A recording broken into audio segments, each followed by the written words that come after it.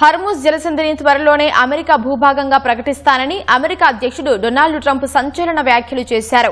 ఇరాన్ను పూర్తిగా ఓడించి హర్ముజ్ జలసంధిని తమ ఆధీనంలోకి తీసుకుంటామని ఆయన వెల్లడించారు. ట్రంప్ ప్రకటనపై ఇరాన్ మండిపడింది. హర్ముజ్ జలసంధి ఎప్పటికీ ఇరాన్లో అంతర్భాగమేనని, ఈ విషయంలో అమెరికా వాదన చెల్లదని తేల్చి చెప్పింది. పశ్చిమాసియా యుద్ధంలో ఇరాన్ను ఓడించడమే తమ లక్ష్యమని పేర్కొన్న అమెరికా అధ్యక్షుడు డొనాల్డ్ ట్రంప్ హర్ముజ్ జలసంధిపై ఆసక్తికర వ్యాఖ్యలు చేశారు. ఇరాన్పై పూర్తిస్థాయి విజయం సాధించిన వెంటనే ప్రపంచ వాణిజ్యానికి అత్యంత కీలకమైన హర్ముజ్ జలసంధిని అమెరికా భూభాగంగా ప్రకటిస్తానని చెప్పారు.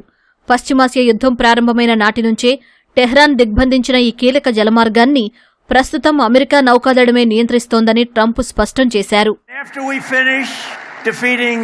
Iran, which is being very badly defeated.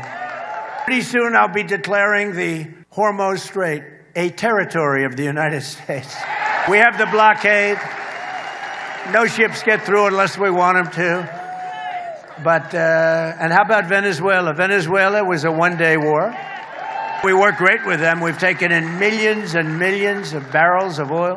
Because we cannot let Iran have a nuclear weapon. Do we agree? Can't let it. Trump వ్యాఖ్యలపై ఇరాన్ ప్రభుత్వం తీవ్రంగా స్పందించింది.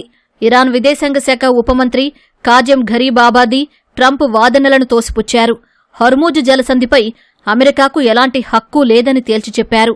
కేవలం సోషల్ మీడియా పోస్టులతోనూ, విమాన వాహక నౌకలతోనూ, ఆదేశాలతోనూ, ఎన్నికల ప్రసంగాలతోనూ హర్ముజ్ను స్వాధీనం చేసుకోలేరని ఎద్దేవా చేశారు. హర్ముజ్ జలసంధి గతంలోనూ ఇరాన్దేనన్న ఆయన వర్తమానంలోనూ తమ దేశానిదేనని తేల్చి చెప్పారు. భవిష్యత్తులోనూ ఇరాన్ భూభాగంగానే కొనసాగుతుందని స్పష్టం చేశారు. అంతర్జాతీయ నిబంధనలను ఉల్లంఘించి అమెరికా చేస్తున్న వాదనలు చెల్లవని, తమ సార్వభౌమాధికారాన్ని కాపాడుకోవడానికి ఎలాంటి చర్యలకైనా సిద్ధమని పేర్కొన్నారు.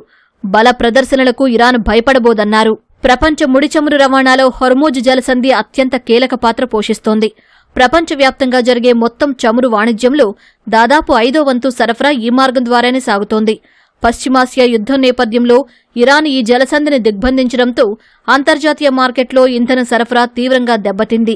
ప్రస్తుతం ఇరు దేశాల మధ్య నెలకొన్న ప్రతిష్టంభన ప్రపంచ చమురు మార్కెట్ను తీవ్ర అనిశ్చితిలోకి నెట్టేసింది.